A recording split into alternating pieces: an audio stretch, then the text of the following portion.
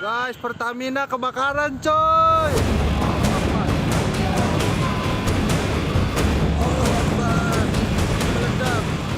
Saya sudah perintahkan kepada Menteri BUMN dan juga Gubernur DKI untuk segera mencari solusi dari kejadian yang terjadi di Pelumpang.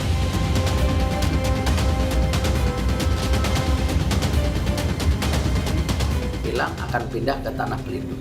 Nah, kita sudah koordinasi dengan Pelindo, itu lahannya akan siap dibangun akhir 2024. Ya, yang memberikan izin itu saya kira tidak benar. Karena itu sekarang itu tanggung jawab lah nyawa yang hilang berapa orang itu.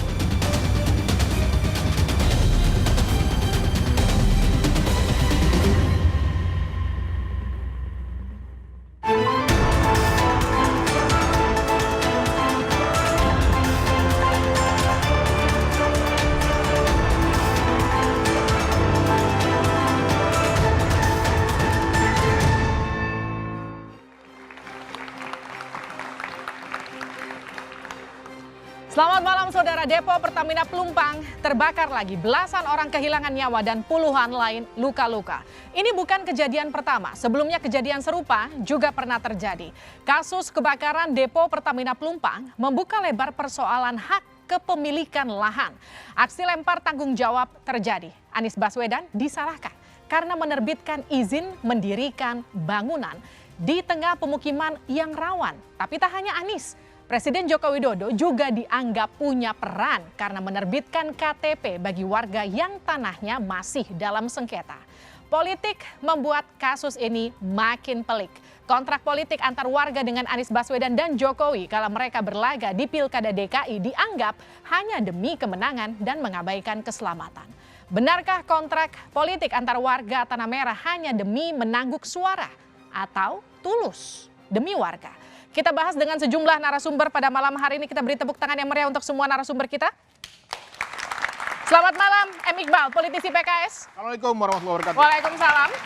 Selamat malam juga untuk Henry Satrio, juru bicara Anies Baswedan. Selamat malam. Malam, Mbak Livi. Assalamualaikum teman-teman. Waalaikumsalam. Kita juga akan sapa William Asarana, politisi PSI. Selamat malam. Selamat malam, terima kasih. Dan juga Joni Simanjuntak, politisi PDI Perjuangan. Selamat malam. Dan juga Studio 2 Arah semakin semarak dengan kehadiran rekan-rekan mahasiswa dari Universitas APP Jakarta, STMI, UPN Veteran Jakarta, Universitas Indonesia, dan Universitas Budi Luhur. Saudara, inilah Dua Arah, janji politik berujung konflik. Saya Liviana Charliza. Gambar. Kebakaran besar yang melanda Depo Pertamina Pelumpang, Koja, Jakarta Utara pada Jumat pekan lalu menyedot perhatian. Sedikitnya 19 orang meninggal dunia, 42 orang luka-luka, serta ratusan warga mengungsi akibat kebakaran ini. Kobaran api yang diduga berasal dari ledakan bahan bakar minyak di area depo melahap permukiman warga di kawasan Tanah Merah yang berada tak jauh dari lokasi. Presiden Jokowi menginstruksikan kepada jajarannya segera menemukan solusi agar kejadian ini tak terulang kembali. Saya sudah perintahkan kepada Menteri BUMN dan juga Gubernur DKI untuk segera mencari solusi. Bilang akan pindah ke Tanah Pelindo. Nah, kita sudah koordinasi dengan Pelindo, itu lahannya akan siap dibangun akhir 2024. Maka kita akan membuat buffer zone atau wilayah aman. Pelumpang itu sudah dibuat di sana, ada daerah kosong atau bumper untuk buffer zone untuk tidak ada kejadian. Jangan ini yang disuruh pindah, orang yang tidak berhak di situ yang harus disuruh pindah. Jadi jangan dibalik-balik. Kebakaran Depo Pelumpang ini juga mengungkap sebuah persoalan. Siapa sebenarnya yang berhak atas lahan seluas 153 hektar ini?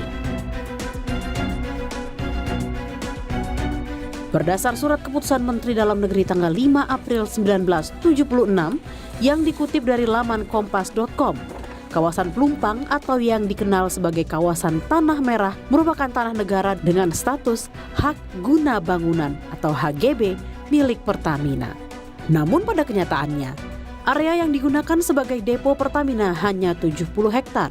Sementara sisanya, meski berada di wilayah berbahaya, sejak tahun 1980 mulai ditinggali warga dan berubah jadi pemukiman.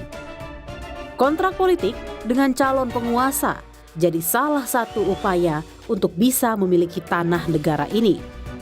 Maret 2013, Gubernur DKI Jakarta saat itu, Joko Widodo, menerbitkan lebih dari 1.000 kartu tanda penduduk dan 715 kartu keluarga untuk warga yang berada di wilayah tersebut. Tak hanya Jokowi, Anies Baswedan juga melakukan hal yang sama. Pada 2021 silam, Gubernur DKI Jakarta Anies Baswedan menerbitkan surat izin mendirikan bangunan atau IMB kepada warga di permukiman Tanah Merah. Lantas, mengapa surat administrasi berupa KTP dan IMB diterbitkan meski tanah masih dalam sengketa? Benarkah ini dilakukan guna memenuhi janji politik yang pernah diucapkan saat pemilihan? Mengapa mereka menutup mata dan mengabaikan keselamatan warga? Saudara, inilah dua arah janji politik berujung konflik. Kita juga menghadirkan seorang panelis, Yayat Supriyatna, pengamat tata kota. Selamat malam. Selamat malam Mbak Livi. Saya langsung ke Pak Joni. Pak Joni, kenapa PDI Perjuangan cenderung menyalahkan Anies Baswedan atas tragedi Pelumpang? Begini, kita kembali ke waktu awal kampanye Pilgub ya. Pak Anies itu menandatangani fakta integritas kepada warga. Bukan hanya IMB loh dia janjikan waktu itu. Dia mau memberikan hak kepemilikan tanah kepada warga. Artinya waktu itu saya sampaikan kepada warga di sana itu nggak mungkin, impossible.